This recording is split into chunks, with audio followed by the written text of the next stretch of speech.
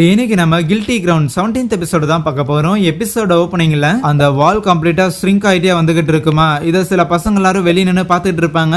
அங்க நம்ம ஹீரோவும் வந்துட்டு இந்த இடத்துல உங்களுக்கு வேலை இருக்குது, சும்மா நின்னுகிட்டு இருக்காதீங்க, வெளியில இருந்து யாராவது ஸ்கூல் அட்டாக் பண்ணா என்ன பண்ணுவீங்கன்னு கேட்க, இப்போ உனக்கு என்னடா ஆச்சு, சும்மா வந்து ஏதாவது ஒன்று சொல்லிட்டே இருக்கிறான் அப்படின்னு அவனுக்கு திட்டும் போது உடனே அவனுங்களை அரெஸ்ட் பண்றதுக்கு ஆர்டர் கொடுத்துருவான். ஏய் என்னடா பண்றேன்னு அவனுக்கு எகிரும் போது அவங்களோட வாய்டை வெளியே எடுத்துட்டு நான் சொல்றதை கேட்டா மட்டும்தான் உங்களால உயிரோட இருக்க முடியும்னு சொல்லுவான். அதுக்கப்புறம் ஏதோ ஒரு ஆபரேஷனுக்காக பிளான் எல்லாம் போட்டுக்கிட்டு இருக்க, தூங்க போகலையான்னு யாயிரோ கேட்கும் போது இல்ல அதெல்லாம் தூங்க முடியாது, இன்னும் ஒரு 1 வீக் தான் இருக்குது. ஆனா அதே நேரத்துல ஒரு ஆபரேஷனுக்கு முன்னாடி காய் கூட தூங்க மாட்டான்னு சொல்லுவானா. ஓ அந்த அண்டர்டேக்கரோட லீடரை பத்தி சொல்றியா? சரி அந்த காய் பையன் இருக்கிறான்ல அவன் சொல்றதை கேட்கணும் அப்படிங்கிறங்காட்டி அவன் டீம்ல இருக்கிற ஆளுங்களை எல்லாம் மிரட்டுவானா என்ன? இதை ஏன் கேட்கறானா, அந்த ஸ்கூல்ல இருக்கிற பசங்களுக்கு ஒருத்தனுக்கும் ஒன்னு பிடிக்கிற மாதிரியே தெரியல. சோ இந்த அளவுக்கு நம்ம போகணுமா என்னன்னு ஒரு கேள்வி கேட்க, கண்டிப்பா இந்த ஸ்கூல்ல இருக்கிறவங்களுக்கு நம்மள பிடிக்காதுன்னு தெரியும், இருந்தாலும் அவங்க எல்லாரையும் காப்பாத்திருக்கு, இதை தவிர வேற ஐடியா இல்லைன்னு நீ தான் சொன்ன.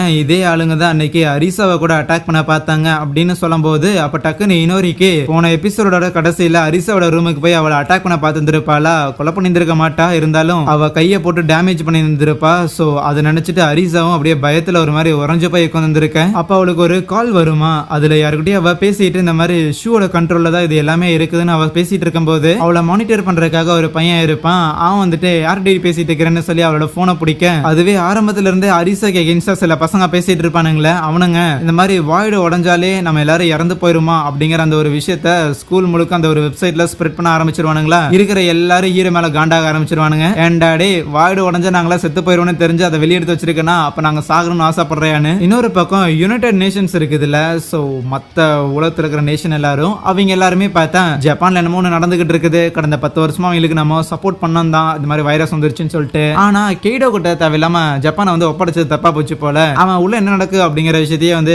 வெளியில சொல்ல மாட்டேங்கிறான். ஆகையால் சப்போர்ட் எல்லாத்தையும் நிறுத்திடலாமா, கட் டவுன் பண்ணிடலாமா அப்படிங்கிற ஒரு பேச்சு போக யாயிரோ கிட்ட அந்த அரிசா இருக்கிறாள், சோ அவன் ஆமா அந்த வாய்டு வந்து உடஞ்சிச்சுன்னா நாங்களா இறந்து போயிரும் அப்படின்னு சில விஷயம் எல்லாம் ஸ்ப்ரெட் ஆயிட்டு இருக்கே, அது உண்மையா அப்படின்னு கேட்கும் போது யாயிரோவும் இல்ல இல்ல அதெல்லாம் சும்மா தான் ஏதோ ரூமர்ஸ் அதெல்லாம் ஸ்ப்ரெட் ஆகிட்டு இருக்குதுன்னு சொல்லுவாளா. அப்படியா, நம்புற மாதிரி இல்லையே, அப்படி இருக்கக்குள்ள எதுக்கு தேவையில்லாம உங்க ஆள் என்ன அட்டாக் பண்ணுங்க போது அவ கையில கட்டு போட்டு இருந்திருப்பா. சோ நேத்து இன்னொரு அட்டாக் பண்ணிருப்பாள், சோ அப்ப இதை யாரு பண்ணதுன்னு கேட்க, அதுவே இந்த ஹீரோ பையன் எப்ப போல இன்னொரு கிட்ட நான் தேவையில்லாம எல்லாரையும் ஹர்ட் பண்ணிட்டு இருக்கிறேன், சோ இதுக்காக எனக்கு ஏதாவது கர்மா மாதிரி ஆகிது ஏதாவது நடக்குமா அப்படின்லாம் பேசும்போது அப்ப இன்னொரையுமே நானும் பெரிய தப்பெல்லாம் பண்ணியிருக்கேன், நானும் ஒருத்தர் தேவையில்லாம கூட அட்டாக் பண்ணியிருக்கேன் அப்படிங்கும் போது அதுக்கு ஹீரோ பையன் பரவாயில்ல இருக்கட்டும், நான் இந்த இடத்துல அத்தாரிட்டியில இருக்கிற வரைக்கும் உன்னை யாராலையும் எதுவும் பண்ண முடியாதுன்னு சொல்லிட்டு இருக்கேன். அப்ப யாயிரோ உள்ள வரான், வந்துட்டு ஏய் ஹீரோ பையா அப்பதான் அரிசா கிட்ட விசாரிச்சேன், அவளை யாரு அட்டாக் பண்ணதுன்னா வேற யாரு இன்னொரு தான். ஓ அப்படியா, அப்படின்னா சரி இந்த பிரச்சனையை அப்படியே விட்டுருன்னு ஹீரோ சொல்லுவானா.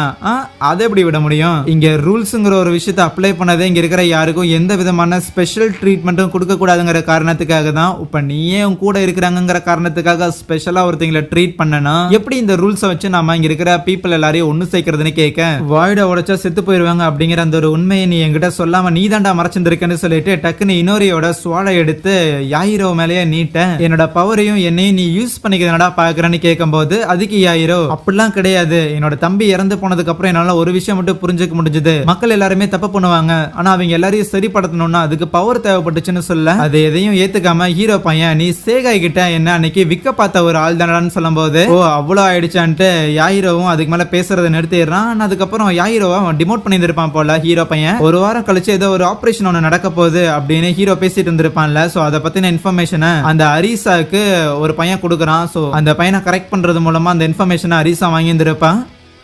ஆனால் அதுக்கப்புறம் அந்த ஒரு ஆப்ரேஷனுக்கான நாளும் வருது.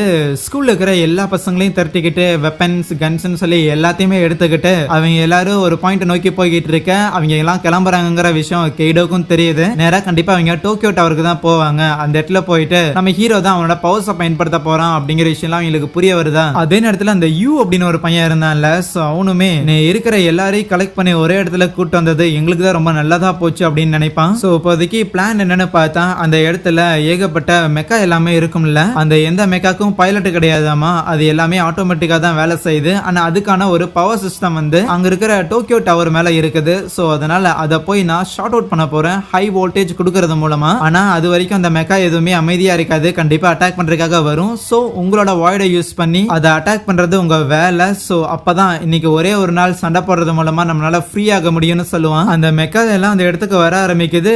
இவங்களுமே சண்டை போடுறதுக்காக போறாங்களா பார்த்தா ரொம்ப ஈஸி ஈஸியாவே அந்த இடத்துல ஏகப்பட்ட பேர் இறந்து போயிட்டு இருக்கேன். கூட்டு வந்து எல்லாரையும் சாவடிக்கிறமோன்னு லைட்டா அவனுக்கு கில்ட்டி இருக்கும். இருந்தாலும் வேற வழி இல்லைன்னு இன்னொரு கிட்ட இருக்கிற அந்த ஒரு ஸ்வாடை எடுத்துட்டு அங்க சில ஸ்டூடெண்ட்ஸ் வந்து இறந்து போனாலுமே ஸ்டில் உள்ள போந்து அவனுமே சில பேரெல்லாம் அட்டாக் பண்றானா ஃபைனலா அந்த டோக்கியோ டவர் கிட்டயுமே கொஞ்சம் போயிட்டான். இது வரைக்கும் இறந்து போனதே போதுமானது, இதுக்கு மேல யாரும் சாக மாட்டாங்க நம்புறன்ட்டு அங்க இருக்கிற நிறைய மெக்காவை அவன் போட்டு தள்ளிட்டு ஒரு பொண்ணோட உடம்புல இருக்கிற ரோப் கன் மாதிரியான ஒரு வாடை எடுத்து நேரா அந்த டோக்கியோட டவருக்குள்ளேயே போயிடுறான். பார்த்தா அந்த இடத்துல ஏதோ ஒன்னு ஜொலிச்சுக்கிட்டு இருக்குது. நேரா போய் அதை டேமேஜ் பண்ணும்போது அவ்வளவுதான், அந்த டோக்கியோ டவர் அப்படியே சாய ஆரம்பிக்க ஈவன் அந்த மெக்கா எல்லாமே கம்ப்ளீட்டா பவர்ஸ் லூஸ் ஆகி அந்த இடத்துல அப்படியே அமைதியாயிடுது. அதுக்கப்புறம் எல்லாருமே அந்த ரெஸ்ட்ரிக்டட் ஏரியா விட்டு வெளியே போய்கிட்டு இருப்பாங்களா, அப்ப தடுக்கிறதுக்கு எதுவுமே கிடையாது. எப்படியோ எல்லாம் முடிஞ்சிச்சு அப்படின்னு ஹீரோவும் நினைக்க, ஆனா அப்ப அந்த இடத்துல பார்த்தா 3 பேர் நம்ம ஹீரோவை கன் பாயிண்ட்ல பிடிக்கிறாங்க. இன்னொரு ஹெல்ப் பண்ண பார்த்தா சுகிஷிமா வந்து பிடிக்க, ஈவன் சுகுமிக்கு இந்த பிளான் எல்லாம் தெரியும் போல, அதனால ஐசை வெளியிட மாட்டேங்கிறா. எல்லாரும் நான் கார்னர் பண்றது எப்படி ஃபீல் ஆகுதுன்னு அரிசா கேப்பா. அவ போட்ட பிளான் தான். ஈவன் ஷோட்டால இருந்து இருக்கிற எல்லாருமே ஹீரோக்கு எதிராக இருப்பாங்க. சோ நாங்க ஒண்ணு உனக்கு துரோகம் பண்ணல, உனக்கு என்ன நடக்கணுமோ அதுதான் இங்க நடக்குதுன்னு ஹீரோக்கு ஹெல்ப் பண்றதுக்காக இன்னொரியும் வரும்போது டக்குன்னு அவரோட வாய்டு வெளியே வந்து விழுகுது. ஈவன் அடிஷனலா அவங்கள எதிர்க்கிறதுக்காக அந்த இடத்துல இன்னும் நிறைய மெக்காலா வந்துகிட்டு இருக்கும் போது அரிசா அங்க எதையோ ஷாக்கா பாக்குறான். நம்ம காய் திருப்பி வந்திருப்பான், காப்பாத்த தான் வந்திருக்கானோ அப்படின்னு எல்லாரும் நினைக்கும் போது காய் நேரம் நம்ம ஹீரோ கிட்ட போய் நின்னுட்டு ரொம்ப நாள் ஆச்சுல பாத்துன்னு சொல்லி டக்குன்னு ஹீரோவோட கையை வெட்ட அவனோட கையில இருந்த அந்த கிங்கோட பவர் இருக்குல்ல, அந்த வாய்டு ஜினோம், அது நேரம் நம்ம காயோட உடம்புக்குள்ள போயிடும். அதுவே யுனைடெட் நேஷன்ல ஜப்பான் இதோட முடிச்சிடலாமா அப்படின்னு சொல்லிட்டு ஒரு ஓட்டிங் மாதிரி கேட்டு வந்திருப்பாங்க. அதுல சில பேர் நோ சொன்னாலும் மெஜாரிட்டி ஓகே முச்சுக்கிட்டலான் இருப்பாங்களா. ஆகையால் ஒரு ஜெட் அவங்க அனுப்பிவிட இங்க நம்ம ஹீரோவோட கையை வெட்டின காயுமே, என்னப்பா கொஞ்ச நாள் ராஜா அப்படிங்கிற பேர்ல ஜாலியா இருந்தியோ, ஆனா எப்பவுமே இந்த இடத்துல ஒரு உண்மையான ராஜா அது நான் தாண்டான்னு சொல்ல அங்கே இந்த ஒரு எபிசோடை முடிக்கிறாங்க. Soya thank you.